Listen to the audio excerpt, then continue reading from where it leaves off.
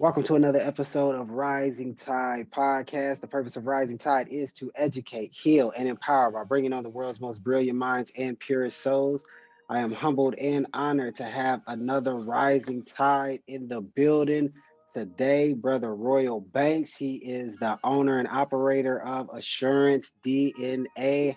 How are you doing today, brother? I'm doing good, man. Thank you. Thank you so much for having me on. I really honestly do appreciate it, man. Seriously. The pleasure is all mine. I definitely appreciate the content that you have to offer. So we can just get right into it. What got you into the world of paternity testing?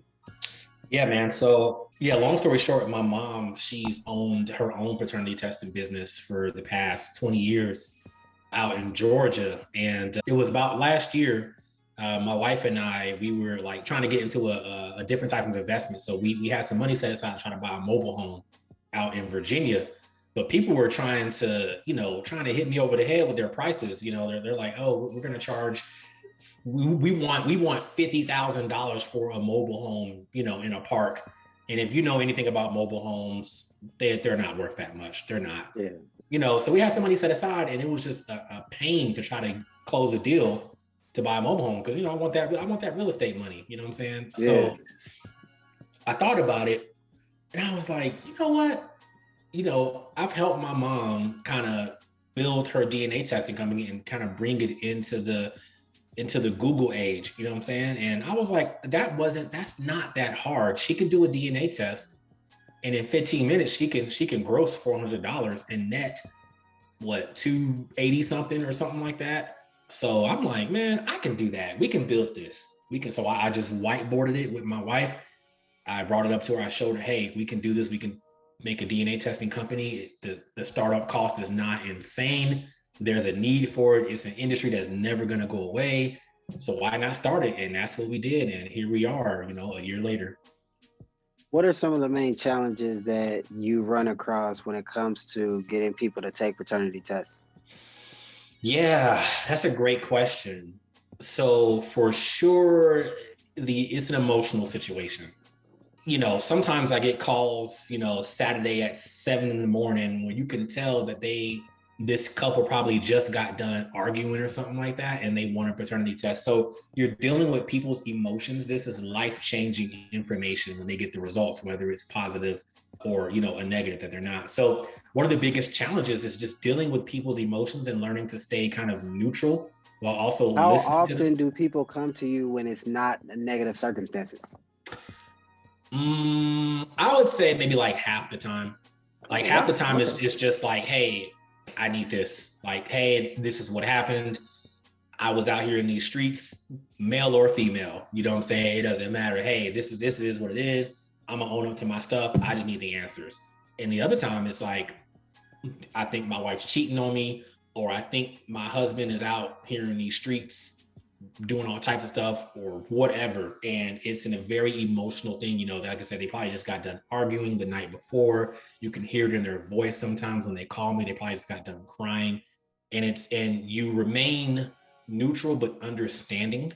And your job is not to be a lawyer. So about half the time I'd say, where it's very emotional or not very emotional.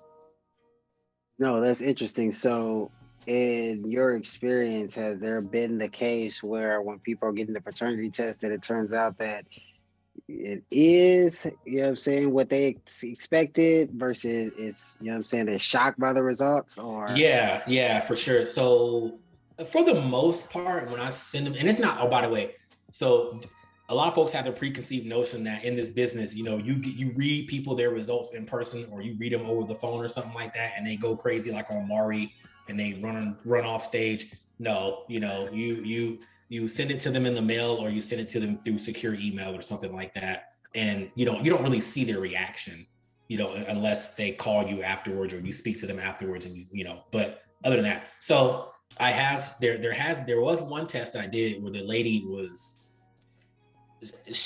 in this, what is it? Is the initial stages of grieving was like shock, disbelief, and then finally you accept it. So she went through the multiple stages of grief. I saw it. Like at first it was like, oh my God, he's not the father. And I'm like, no, he's not. Are you sure? I'm pretty sure, because we sent it to a laboratory that does this test, and this ain't no, whatever type backyard stuff. Really, can him having gum in his mouth cause him not to be the father when you did the swab? No. Can him being an alcoholic change his DNA? No. Being an alcoholic can't change a DNA, man. So that's probably been the It's only funny one. because I would imagine that the most shock would come from the guy's end. Like, because the woman, I mean, she knows who she gave her body to. So maybe Yeah, she wanted yeah, it to yeah, be this yeah. man's, but it seems like she would know that it's a toss up or it's a And that's the possibility that it's not. exactly, and that's the thing. Like when I did the client onboarding and was talking to her, like, hey, this is what you need. She was like, hey, it's a chance that it's probably not his. I'm like, okay, hey, ma'am, that's fine. This is what we're here for. We're here to find you the answers. And then when the answers came in black and white in print, it was like, whoa. And I never spoke to the alleged father after the test. I was mainly in contact with her.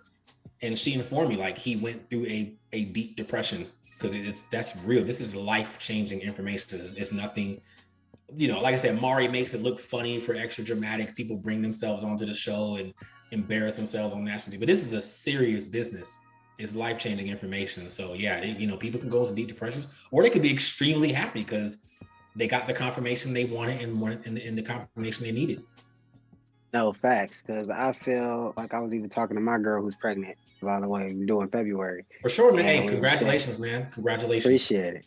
Yeah. And we were talking about how, since the woman grows the baby, she's the only one that actually has absolute certainty, you know what I'm saying, of who baby it is, like, or at least that it's hers.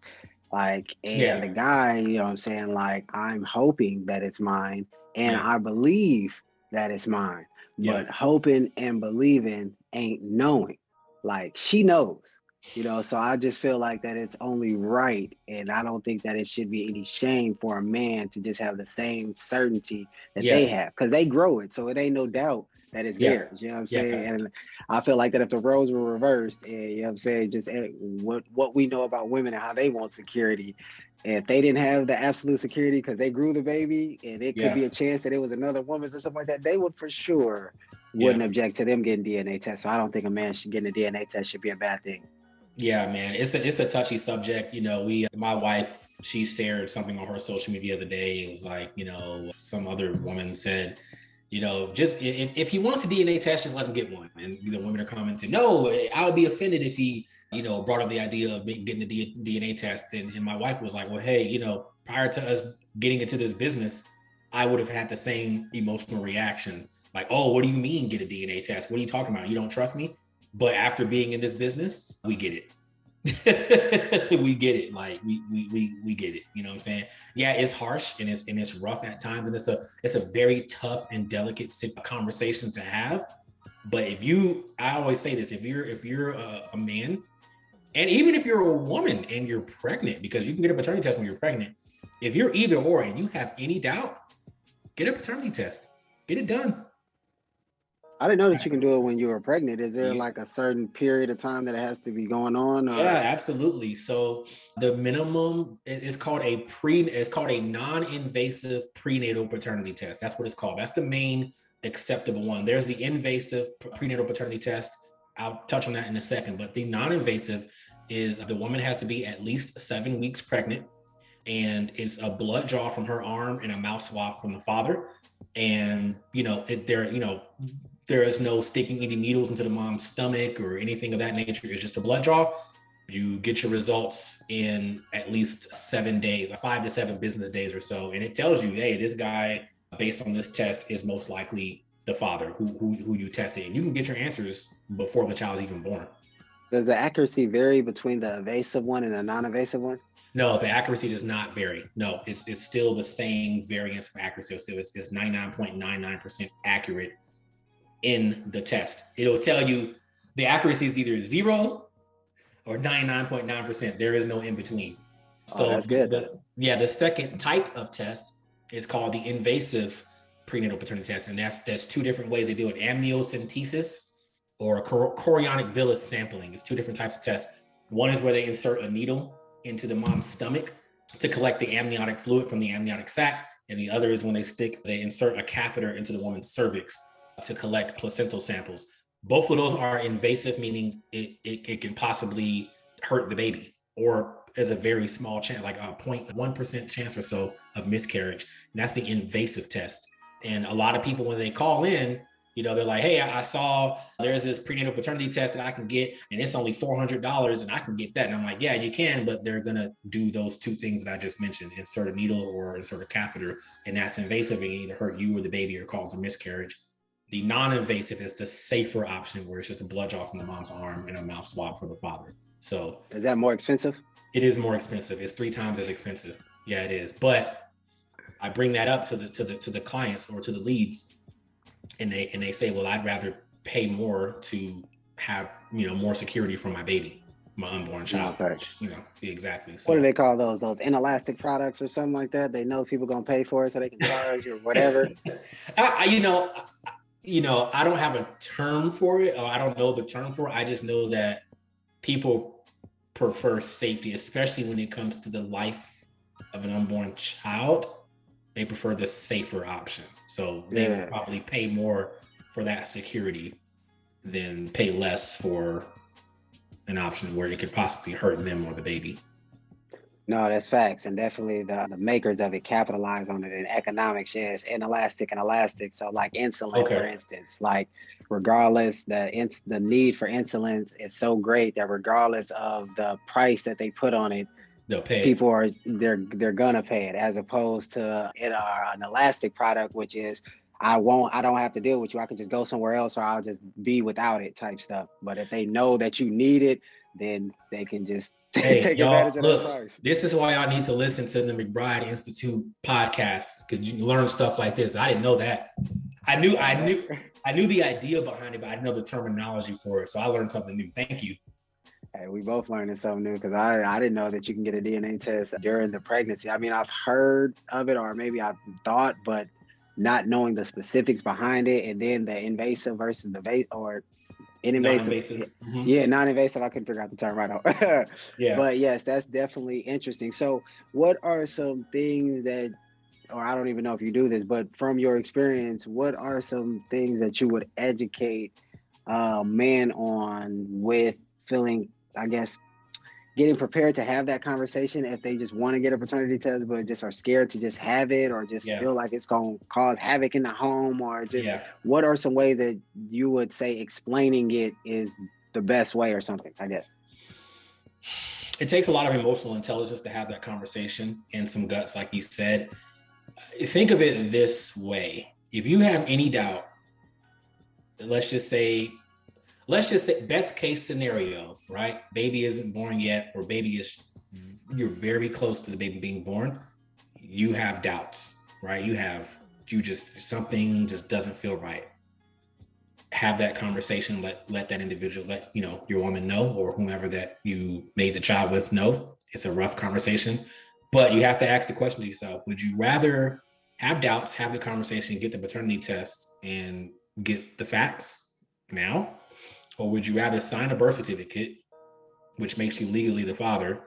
It makes you also financially responsible for the child for 18 years, and not have that conversation and not get a paternity test, and get a paternity test 7 years later, and you find out the child isn't yours, and you're on the hook for child support until they're 18.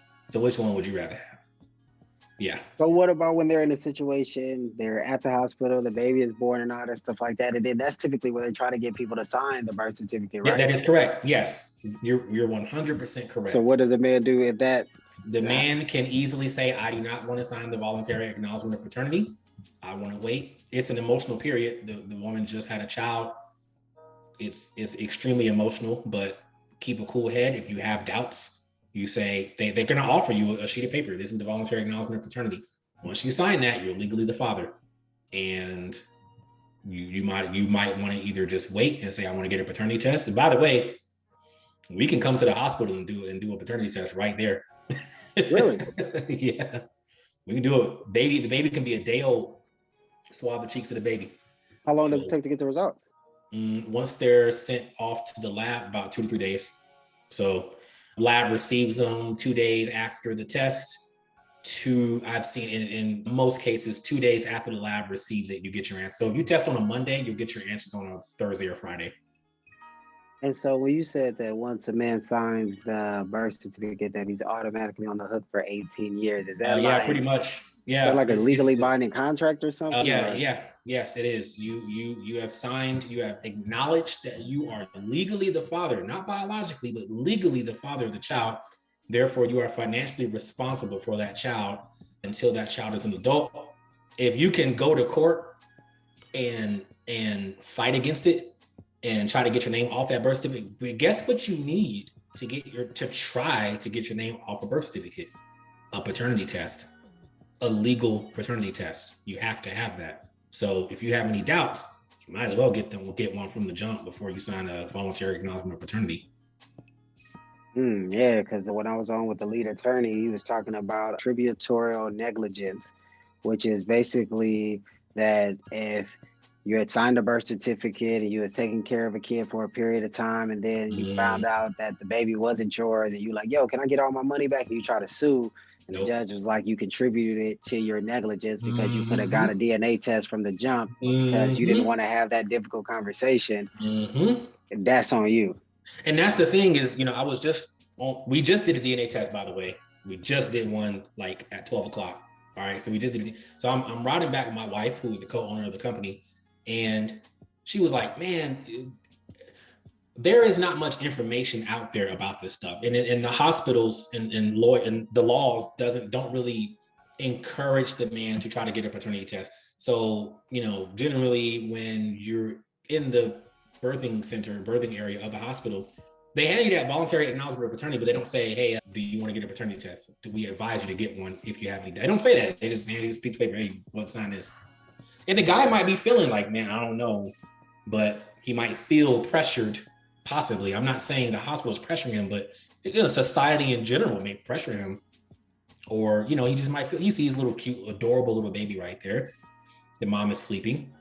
He feels sort of tight. He might sign that. And like you said, that judge 6 years later may say, hey, man, you contributed to your own negligence and you have been paying this much money to keep this child afloat financially. So we're going to have you continue to pay that even though you're not the father because, hey, you helped so far. So why not keep helping?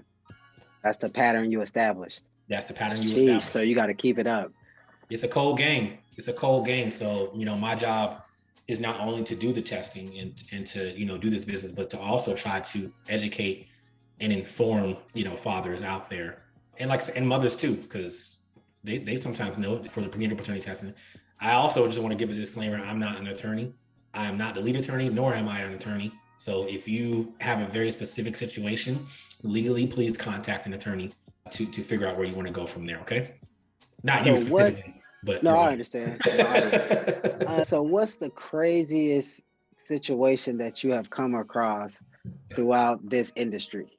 Yeah, for sure. I myself have not had any crazy situations. My mom, though, who owns her own DNA testing company, she had one. I'm gonna try to jog my memory. So she had a gentleman call her, ask for a paternity test. She was like, okay, cool. She went to go set everything up. She contacted the mother, and the mom was like, yeah, those kids aren't his. She's like, oh wow, so already. She's like, yeah, I know that. The kids aren't his. I'm like, okay, fair enough for the honesty. And then the mom says, yeah, they're also not mine either. And mom was like, what? What do you mean they're not yours? What do you mean? What do you mean by that? She's like, oh yeah. So apparently, I guess a group of women in that town somewhere were having kids by other guys and I guess trying babysitting or like rotating these children around in different homes and kind of pinning them on these unsuspecting fathers. Like she had like a fake birth certificate and like fake records and all this stuff, basically to make this guy believe that it was his child and hers. She like faked Photoshop pregnancy photos. I mean, the guy, I guess, was extremely gullible because at some point in time, you got to be like, wait a minute, something's Yeah. up. Because how come I can't go to any of your prenatal pregnancy appointments? You know what I mean? Like something would come up. And so it got into an actual criminal issue. And my mom she notified basically the lawyers and the authorities. and was like, something is going on. Something weird is going on with these kids. There's no telling how they're shuffling them through different, and it's an ongoing like criminal investigation. I won't say the city, but it's an ongoing. She has like stepped back from that one, and it was wild. That's the wildest thing that I've heard. I've not experienced anything insanely crazy aside from that lady who believed that like alcohol could change a person's DNA, and she didn't want to believe that, you know, the guy wasn't the father. But yeah. Yeah, because no, that's the scary thing. I was listening to some, and it was talking about a guy who was married. They was married for like 30 years or something, and then him and the wife ended up getting a divorce. But then while going through the divorce, you got to get paternity tests or something like that, Yeah. and it found out literally like 3 or 4 or 4 out of 5 of the kids wasn't his. It was Yeah. something crazy, and I was Yeah. just like, Yeah.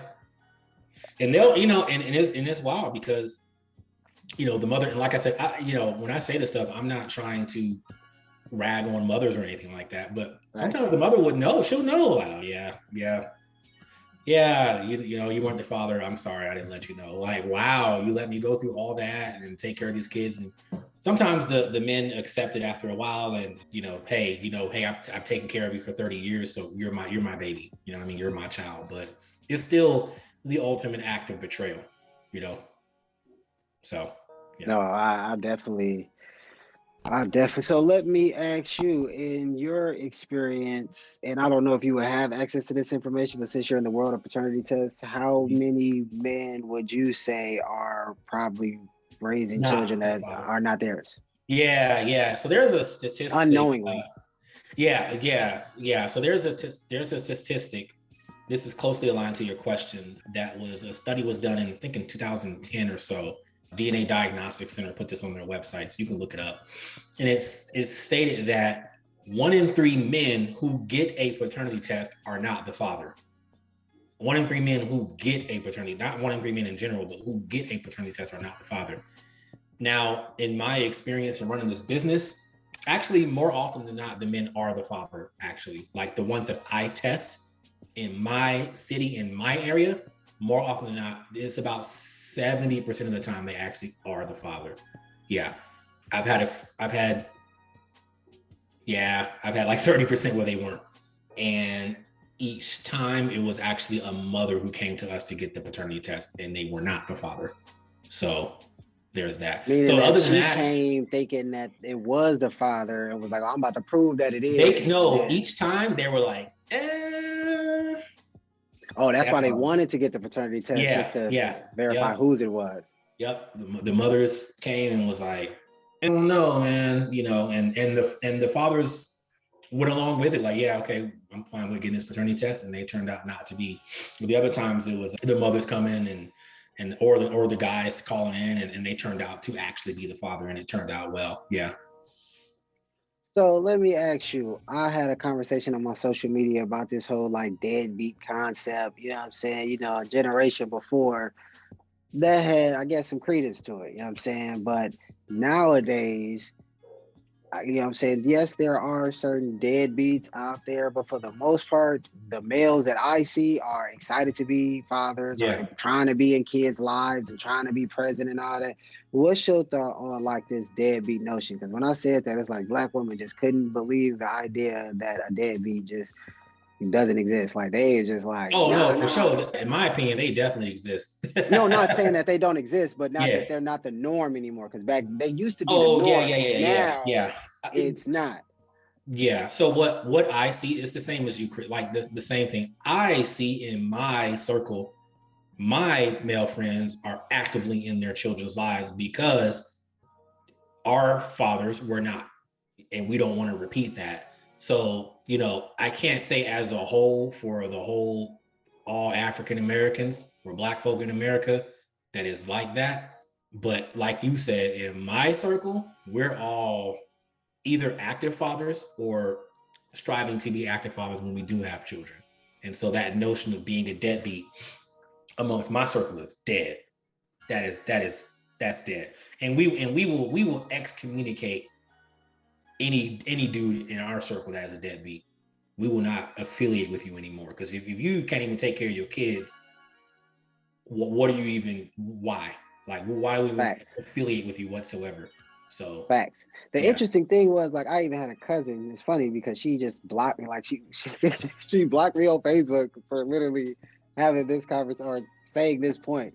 And I was like, well, you know what I'm saying? Because she was just like, oh, well, you don't even got kids. I didn't have it at that point, but she's like, you yeah, don't even got kids, so stay on the sideline. I'm like, but you know what I'm saying? Just because the man that you chose to engage with, just because he may not be a deadbeat, I mean, like, come on, man, your dad's been in your life your whole life. yeah, Like your brother, he's abundantly in his kid's life. yeah, Like my brother's abundantly in his like our granddad. Like I'm naming all these dudes, and then yeah. she just blocks me, and I'm like, wow. So like, just you can't even fathom the idea of a good. I don't know. I just feel like the image of the black man is at such a low that anytime we just say Yeah. like, oh man, black man's trying to be in their kid's life, or black man's is trying to be. It's nah, not like even just with the whole submission thing, and I ain't trying to go off on other So I mean, topics and all that. negative things go further than positive things, man. That's just what it is. Like negative images, negative stories, they sear into your mind more than a positive story. So the only thing that we got to do is just worry about ourselves and our families and do our thing. We don't have to worry about arguing with anybody or having any disagreements. It's like, hey man, you think what you think, cool, but guess what? Regardless, I'm in my child's life. So Facts. whatever. Only thing that matters is how my child feels. Hey, facts. Yeah. That's a major fact. It is funny because yeah, certain people will be like, "Oh man, well you just need to know what it's like to get a woman, or you just did it." And I'll be me and my girl be laughing in the comments like, "Yeah, like you said, as long as everything peaceful at the crib, As long as everything." everything kosher on your end, that's hey, as long as whatever works for you works for you, and as long as your family's cool and taken care of, hey, whatever. I don't care what Hey, other facts, people on the internet have to say. facts. So let me ask you: are you educating people on how to get into the world of paternity tests? I am. I am. Okay, talk to me a little bit about that.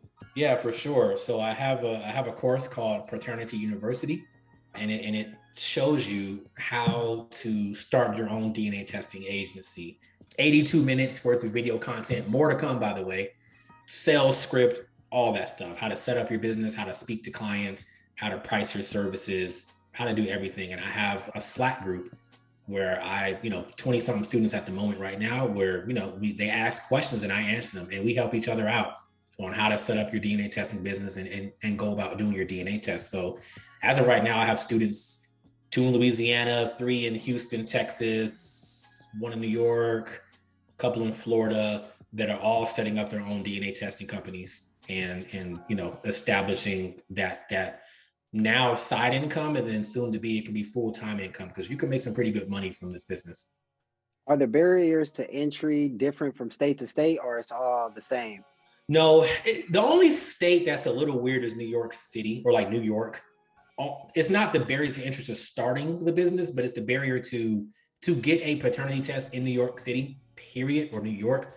You have to get a doctor's note, which is just ridiculous in my opinion. It is not a medical thing, unless it's really not. Because like, tangent, sometimes clients call and ask, can medical insurance pay for a paternity test? No, it's a I think I'm using the wrong word. It's not an elective procedure, but it's not anything that deals with your health.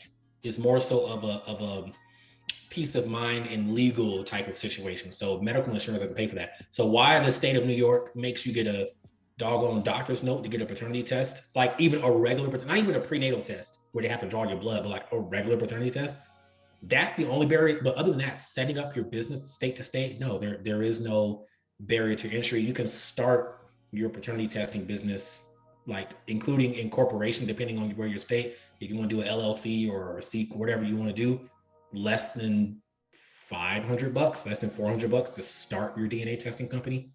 You And you don't got have like an to. office that people just come and like just do it, or you pull up on people with a kit, It's, or it's it's both. So for example, I have an office that I rent by the hour. So like for example, I have an account with a co-working space where I'm at, and I don't have a lease with that co-working space. I can go in an app and rent a room by the hour. So that cuts down on my expenses. So I can rent an office for an hour, and they can come to this professional building with full receptionists and all that stuff, and they can go in my office and can do a test. Or I did a DNA test. We did 2 earlier. We pull up on them in a FedEx parking lot, do the swab in the car. Of course, we sanitize and we have COVID procedures, and send the results right off. So you can do both. You can go to people's homes if you want to. I don't do that anymore. You can have an office. You can go to people's homes. You can meet them in a secure location. It's relatively easy, as long as you, of course, follow the procedures and follow COVID procedures as well. Were you doing this before the pandemic? No, I was not. Oh, okay. I started. I was gonna ask how the pandemic, if you would know, if it changed your industry at all. Yeah, so my mom, like I said, she's been doing it for 20 years. A lot of her business skyrocketed during the pandemic, and a year into the pandemic, it skyrocketed. Guess why? People are inside, they're holed up, they're having kids. They have these kids, the kids come out, and then the dad might look at the kid and be like, "Oh, you don't really look like what I thought you looked like." They have their doubts, and there you go, they get the paternity test. So her business has skyrocketed. She's doing 3-4 paternity tests a day, Wow. at $400 a pop. So, So having kids, I guess, increased during the pandemic. Yeah, I would, I don't have any data to back that up, but at least in her area, yes. Well, now that I'm thinking about it, even just with my own eyes, it seems like a lot of people are pregnant. Like a lot of people just been pregnant over the last year and a half. Yeah. Or so. Yeah, I don't know the data. I don't know if there's hard facts to back that up. But what I think it is also is because people were just in the house for a while. And when you were in the house for a minute, hold up, you have a lot of time to ruminate on thoughts that you may have had for years. Because sometimes they're testing kids that are 10, 11, 12 years old, you know what I mean? So you're just in the house, you look at them, you're just like, that's the scary thing. But I can appreciate the women that keep it G. Even when my mom, shout out to my mom, I had found out that when she was pregnant with me, she didn't know if I was my dad's or my brother's dad. But she was honest with both of them. Yeah. And so even my dad knew, and her, my brother's dad knew, and everything. Yeah. And they just had to wait until I was born to figure it out. Yeah. So it's like, I can respect that. And back then, I'm assuming you were born in the early 90s, late 80s. 88. Yeah, DNA testing was for paternity, with this level of accuracy, was basically created in the 80s. And back then you had to get a blood test, for all parties. And now it's just a simple mouth swab, If you're doing a regular paternity, if you're doing a prenatal, it's a blood draw. But if you're just doing a regular paternity test, it's a mouth swab, and that's it. So we did a DNA test earlier today. It literally took 15 minutes. It took 15 minutes to do it. It doesn't take that long. And it's just a mouth swab. The kid was crying because she thought it was gonna hurt. And my wife, she's so good with kids, and it was like, no, it's not. It's just a mouth swab. And the kid did it. She was like, oh, okay, great.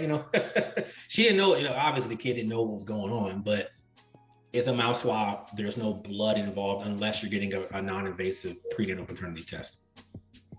Oh, that's dope, man. That's definitely interesting. You got a YouTube channel or anything? I'm building that up. So yeah, right now it's called Assurance DNA, but I'm on TikTok as Paternity University, Instagram as Paternity University. I'm very active on Twitter. I guess we'll drop all those handles later, but I'm active on Twitter as Royal Skigi. I talk about paternity testing and the business all day, every day. So yeah. Definitely get on. You said you're getting on the YouTube, but then also start that Facebook like page. Those are the two that pay the most and all that when it comes to content. Okay. That YouTube, they pay a little bit of money, and then that Facebook pay crazy. But just the barriers to actually get monetized is slightly different. On YouTube, you only got to have 1,000 subscribers and 4,000 hours watched. That ain't really difficult. But Facebook, you got to have 10,000 likes and you got to have 600,000 hours watched. Sheesh. Yeah, it's crazy. Oh my But gosh. they pay way more than any other platform. Like, it's not even close. Really? Okay. Yeah, it's not even close. Country Wayne was talking about how before the pandemic, he had all sold out shows all over the country. And then when the pandemic happened, he had to go virtual. Yeah. And so he just started doing Facebook skits again and everything. He got up to making like $300,000 a month. A month, yeah. I saw that a few months ago. I was like, Country Wayne crushing it. Yeah, man. Getting that digital social media money. Yeah, so that's what we're pushing out, Facebook and YouTube. Absolutely. For real, man. Like I said, brother Andre Hatchett kind of connected us, and I learned a lot from him. And so yeah, he was definitely giving me some game on kind of how to get more of my content out there, because as of right now, I think I'm like the only person talking about paternity testing on the internet with my face. A lot of the DNA testing companies, they kind of make content, but they don't show their face. They don't like, they're not, you don't see them. They just make like, little videos of a baby or something and like some text in a robot voice. And it's like, this is how you get a paternity test. But I'm the only person like, hey, this is what you do. That's not an attorney. I think it's a lot of room for you, because even just what happened with the lead attorney and how his channel blew up. I mean, Yeah. I had him on my podcast. I recorded that maybe in May, and in May he was maybe at like 11,000 subscribers or something like that. Like his growth has just went Yeah. nuts. And Even just like I a came Kevin across a Samuels. video that he did a while ago, I think in like June or so, where he was talking about DNA testing. And I was like, yo, man, this dude is on it. So you're right. I appreciate the advice. I would definitely implement that into my marketing strategy for sure, in my content strategy. Definitely. And then when you had brought up Andre Hatchett, it's like I can definitely with the courses and all that, because he be pushing out them courses like every day. I'm getting an email, hey, you want to buy this course? I'm like, hey. I learned from that brother, man. I'm telling you, like legit. And just kind of go off a little bit. If you're in business, period, whatever business that you're in, whatever, you're an entrepreneur, you're establishing your online presence or whatnot. It's so important to try to network in person. Now, granted, COVID kind of stopped a lot of that for a while, and it's opened back up to a degree depending on what state you're in. But I tell you what, I went to Dallas. There was, I don't know if you heard of like Black Wealth Renaissance, those guys. What? Oh yeah, look those guys up. Black Wealth Renaissance, the Millionaire Mindsets podcast, Xavier and Deanna Kent, Andre Hatchett. There was a big basically meeting and live podcast as well for people in the Black wealth space online, right? In person. And going there and meeting some of these people in person that are either building their businesses or their podcasts or building their digital presence. And they're also, some folks are over there making, it's not all about money, but when you get in contact physically with people who are making $50,000, $100,000 a month doing stuff, it does something to you, man. It flipped a switch in me, because at first I was just all in my own little bubble trying to make my content. And then, meeting Andre Hatchett, I mean, I met him before in person twice, but really sitting down and talking to him and really going from there and establishing that relationship helped a lot. So establishing relationships with genuine people helped me build my business as well as my online presence and build my own lane. I have my own lane, you know what I mean? So long story short, if you're in business, meet people in person, network in person, build relationships. Whatever business that you own is extremely important. Oh, facts. And with the remaining time that we have left, when we talk about building relationships, how long have you been married? We'll be married in 2 years, November 29th. How long have y'all been together? 4 years. 4 years? All right, Yeah. let me ask you, what's one thing that you know now that had you would have known when you first got married, it would have streamlined your process or helped you avoid certain mistakes? And then the same thing when it comes to working with your wife. And you talk about just streamlining my process and making mistakes in my marriage? Yep. So the first question is just for just marriage in general. And then the second one is working with your wife. I would say active listening. That's something that I still have an issue with from time. I'm not perfect, obviously nobody is. So really listening to your spouse's, like what she has to say, and not taking criticism to heart is really big. Things got better for us. Every relationship has a rough patch. Things got better when I stopped taking criticism to heart, because she was giving me constructive criticism on just some aspects of emotional intelligence. And when I started going to therapy to really focus on getting my foundation right, because if my foundation is crumbling, then the entire marriage will crumble too. So learning that, getting out of my own head and stop catastrophizing, that was a big thing for me. And that helped our relationship in our marriage for sure. Now, what was your second question again? In regards to working with your wife. Yeah, for sure. Yeah, for sure. Same thing. What's funnier? I can take more criticism about my business than I can about me personally. I guess it's just something when somebody talks to you directly about something, sometimes we get into our own ego, get into our own like, oh man, fuck that. Like, I don't, we get angry. I'm sorry I cursed, but No, you're good. Yeah. that's the natural reaction. But in business, when my wife has a suggestion or when I have a suggestion, I had to learn to come to my wife with the plans that I have instead of just executing on stuff without letting her know, you know? So shoot, just in the past 72 hours, hey, I don't want to just solely focus on Google advertising. She's like, okay, cool. What do you want to do? I want to get a billboard. Okay, do the research. All right, billboards are super expensive out here.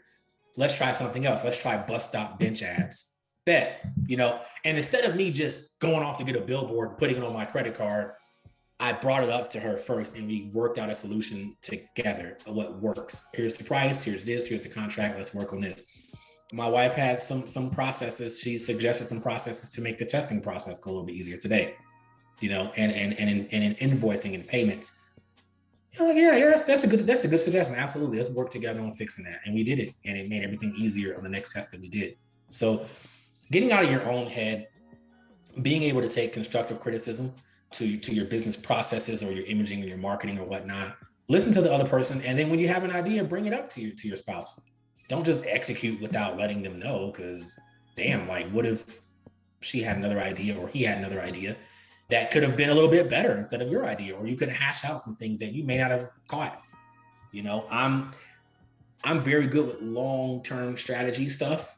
She's very good with like short-term, if this, then that, then this, then that, and this, have you asked this question? I'm like, damn, I didn't think about that.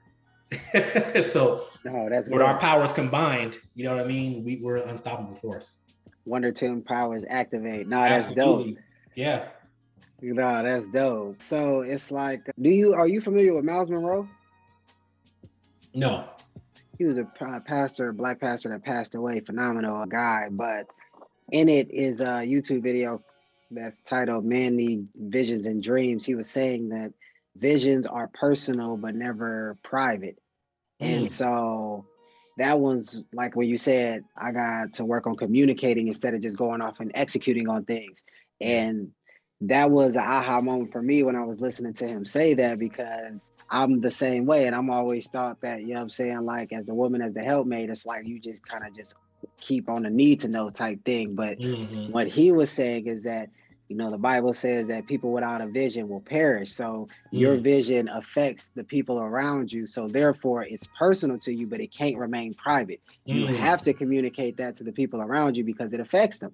And as the man, as the leader of the household, it's like we have to, you did an amazing example of it. That's exactly what he said, is communicate that she's going to bring up her reservations and all that stuff like that. But the reservations help perfect the plan. It's like the triad of genius, where it's like you got the dreamer, you got the critic, and you got the realist. Now, the dreamer is the one that just thinks of all these possibilities. The critic is the one that's like, makes it fail-proof in a sense. And then the realist is the one that just makes the decision. Out of all the possibilities, I looked at all the criticisms or things that can go wrong, and I'm going to figure out the actual course of action. And it's like a lot of times we, I guess, look at the critic as something bad when actuality it's really just making us fail proof. Yeah, so I'm military, and when we do plans, you have something called blue team, red team. Blue team is the team that makes the initial plan. Hey, yeah, we're officers, we got this great plan to take the hill. Red team in your planning phase says, actually poke this hole, bop, poke that hole, bop, poke that hole. But did you think about this? Did you think about that? Did you think about the fact that we're going to be attacking the hill for 7 days and we only have 4 days of rations on us? Did you think about that? Bop. And you're supposed to come together and be like, damn, yeah, you're right. I did not think about that. Let's rework this plan and make it a more solidified plan. And then we really take that hill and take the enemy, So yes, exactly. You're right. What was that called? Red team, blue team? Yeah. Yep. That's an interesting concept. Yeah, I'm gonna credit you when I reference that, and that's definitely gonna. Hey, don't credit me. Credit the U.S. military, my brother. Oh man, that's what's up. Well, definitely let people know your social media handles, where they can find you, and then how they can work with you. Yeah, for sure, man. I'm very active on Twitter. So Royal Skegee. Skegee is short for Tuskegee. Tuskegee University is where I went. So Royal, ROYALSKEGEE. I am active on Instagram as well. Same name, my personal Instagram. Check out Paternity University. That is on Instagram as well. Paternity University. Go to paternityuniversity.com if you want to learn how to start your own DNA testing business. And great course, by the way. I'm to my own horn here. If you have any doubts and you want to paternity test yourself, no matter what state you're in, I can assist you. Go to assurancedna.com. Assurancedna.com. Give me a call. You can also email me at cs@assurancedna.com. If you have any questions or concerns, I can assist you no matter what. Or you can have your lawyers reach out to me as well. So there you go. All righty. Well, I definitely appreciate you stopping by and being our guest on the Rising Tide podcast. Again, the purpose of Rising Tide is to educate, heal, and empower by bringing on the world's most brilliant minds and purest souls. If you've made it to the end of the episode, you definitely know we had a rising tide in the building today that definitely educated us on the world of paternity tests, DNA tests, paternity fraud. We talked about marriage. We talked about success in business. We talked about a lot of different topics, man. So I definitely appreciate you blessing the podcast. And I would like you to come on again, man, in a couple of weeks or months, man, and let's rebuild and let's see what the progress. I got some stuff on the horizon, man. It's big. So yeah, for sure. We'll revisit in a few months or later this year or something like next year. All right. That sounds like a plan, man. Well, you have a blessed day. Keep blessing and progressing. Until the next time, my brother. Thank you, man. Appreciate it. All right. Peace. Peace.